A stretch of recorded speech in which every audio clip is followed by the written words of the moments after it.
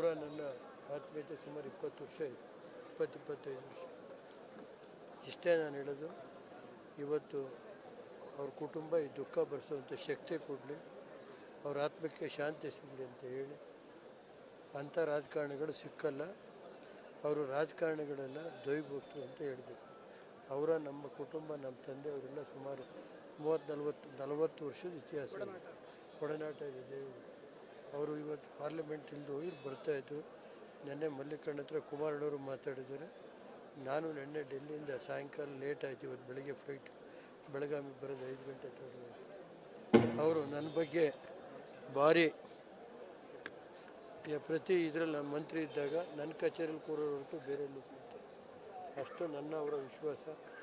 ಇವತ್ತು ಅವರು ಈ ದುಃಖನ ಹೆಂಗೆ ಬರೆಸೋದು ಅನ್ನೋದಾಗಿದೆ. ಅವರು ಭಗವಂತ ಅವ್ರ ಆತ್ಮಕ್ಕೆ ಶಾಂತಿ ಸಿಗಲಿ, ಅವ್ರ ಕುಟುಂಬಕ್ಕೆ ಈ ದುಃಖನ ಭರಿಸೋವಂಥ ಶಕ್ತಿ ಕೊಡಲಿ ದೇವರು ಅಂತ ನಾನು ಶಿವನ ಕೇಳಿ.